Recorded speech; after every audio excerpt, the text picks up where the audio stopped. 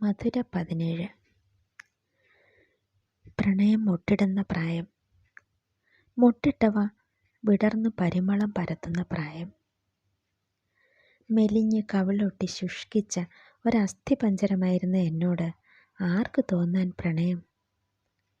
അതുകൊണ്ട് തന്നെ കോളേജിലെ തേന്മാവിൻ ചുവട്ടിൽ മുട്ടിട്ട പ്രണയങ്ങളെയൊക്കെ ഏറ് കണ്ണിട്ട് നോക്കി.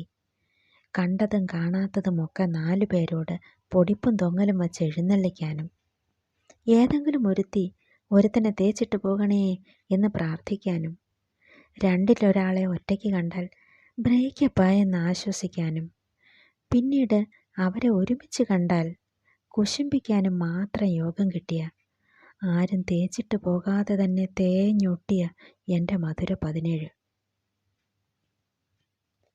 കോളേജിലെ തന്നെ ഭൗതികശാസ്ത്ര അധ്യാപകൻ്റെ മകൻ, അതിസുന്ദരൻ, പുരുഷ ലക്ഷണങ്ങളെല്ലാം തികഞ്ഞ, പഠിപ്പിലും കലാലയ രാഷ്ട്രീയത്തിലുമെല്ലാം മുൻപനായ രാഹുൽ. പലപ്പോഴും എൻ്റെ തേഞ്ഞൊട്ടിയ കിനാവുകളിൽ മരം ചുറ്റി ഓടിയവൻ. കുഞ്ഞാത്തോലേ എന്ന് വിളിച്ച് അടുത്തു വന്നിരുന്നപ്പോൾ മുട്ടിട്ട ഏകവഴി പ്രണയം.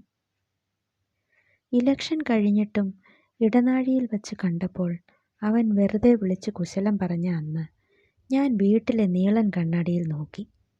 ഹേയ്, ഒന്നുമില്ല, ഉറപ്പ്, ദാരിദ്ര്യം, ഇപ്പോഴും ദാരിദ്ര്യം തന്നെ. അവനെ വെറുതെ സംശയിച്ചു.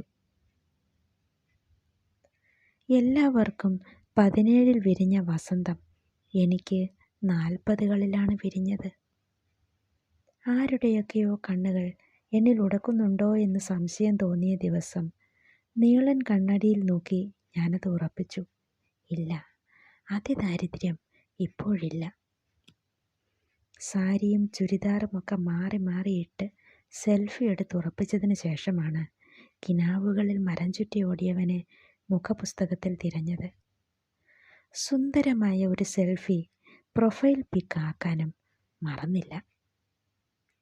അവൻ ഇടാൻ സാധ്യതയുള്ള ആദ്യത്തെ പേരിൽ തന്നെ അവനെ കിട്ടിയപ്പോൾ അതിസന്തോഷം.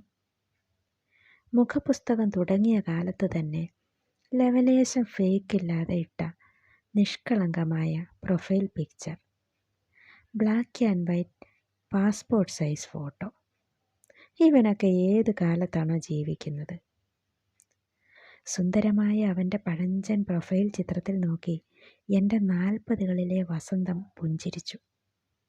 വർദ്ധിച്ച ആത്മവിശ്വാസത്തോടെ അവൻ്റെ ഫേസ്ബുക്ക് പേജിലൂടെ ഒരു ക്യാറ്റ് വാക്ക് നടത്തി. നിറയെ പ്രഭാഷണങ്ങൾ, അവൻ്റെ കലാലയ രാഷ്ട്രീയ പ്രസംഗങ്ങൾ പണ്ടും എൻ്റെ അസ്ഥിപഞ്ജരത്തെ കോരിത്തരിപ്പിച്ചിരുന്നതാണല്ലോ. ഇപ്പോഴത്തെ പ്രസംഗങ്ങളിൽ ഒന്നും രാഷ്ട്രീയമുള്ളതായി കണ്ടില്ല. ബയോഡേറ്റയും ചിത്രങ്ങളും അരിച്ചു പെറുക്കിയിട്ടും അന്ന് മരം ചുറ്റിയവരെയോ അല്ലാത്തവരെയോ ഒന്നും കാണാൻ കഴിഞ്ഞില്ല. ദൈവത്തിൻ്റെ തിരുവചനങ്ങളും അത്ഭുത പ്രവൃത്തികളും മാത്രം നിറഞ്ഞ പ്രസംഗങ്ങൾ. ആള് മാറിയിട്ടില്ല. പൗരുഷം നിറഞ്ഞ കട്ടിമീശയും എന്നിലെ അസ്ഥിപഞ്ജരത്തെ കൊണ്ടുപോലും പെരുവിരൽ കൊണ്ട് നിലത്ത് ചേന വരപ്പിച്ച നോട്ടവും അതേപോലെ തന്നെ ആ ബ്ലാക്ക് ആൻഡ് വൈറ്റ് പ്രൊഫൈൽ പിക്കിലുണ്ട്. 40കളിൽ ഞാൻ തിരുവചനങ്ങളെ പ്രണയിച്ചു തുടങ്ങി. ക്രിസ്ത്യൻ പെൺപള്ളിക്കൂടത്തിൽ പഠിച്ച എനിക്ക് അത് ഏറെ എളുപ്പമായിരുന്നു. ഒരുപാട് ഫോളോവേഴ്സിൽ നിന്നും എന്നെ തിരഞ്ഞു പിടിക്കാൻ എളുപ്പത്തിന് ബയോഡാറ്റയിൽ യഥാർത്ഥ പേരിനൊപ്പം പഠിച്ച കോളേജിൻ്റെ പേര് ചേർക്കാൻ ഞാൻ മറന്നില്ല. ശ്രദ്ധയിൽപ്പെടാൻ മെസഞ്ചറിൽ ദൈവവിശ്വാസം അടിവരയിടുന്ന ഒരു പുകഴ്ത്തൽ സെൻഡ് ചെയ്തു. അവൻ്റെ ബ്ലാക്ക് ആൻഡ് വൈറ്റ് പ്രൊഫൈൽ പിക്കിൻ്റെ അടയാളം എൻ്റെ മെസ്സേജിൻ്റെ വലത്തുവശത്തായി വീഴുന്നത് നോക്കി മാസങ്ങളോളം ഇരുന്നു. നിരാശ തോന്നി. യാദൃശ്ചികമായാണ് പത്രത്തിലെ ചരമവാർഷിക കോളത്തിലെ അതിസുന്ദരിയായ യുവതിയുടെ ചിത്രത്തിൽ കണ്ണുടക്കിയത്. ഒരുപാട് പേരുടെ കിനാവുകളിൽ മരം ചുറ്റി ഓടിയിട്ടുണ്ടാകാനിടയുള്ള സൗന്ദര്യം 28 വയസ്സ് തികയും മുമ്പ് പൊലിയുമ്പോൾ നൊമ്പരം ആരുടേതെന്ന് അറിയാതെ കണ്ണോടിച്ചു. ദുഃഖാർത്തരായ കുടുംബത്തോടൊപ്പം രാഹുൽ പേരത്തറയിൽ, ഭർത്താവ്. കോളേജ് വരാന്തയിലോ മരച്ചുവട്ടിലോ ഒന്നും അവനോടൊപ്പം ആ മുഖം കണ്ടതായി ഓർത്തെടുക്കാൻ പറ്റിയില്ല. ഒരു നേർത്ത ചിരിയോ നോട്ടമോ പോലും വേണ്ടിയിരുന്നില്ലല്ലോ ഇഷ്ടപ്പെട്ട ഏതൊരുവളെയും വീഴ്ത്താൻ. എന്നിട്ടും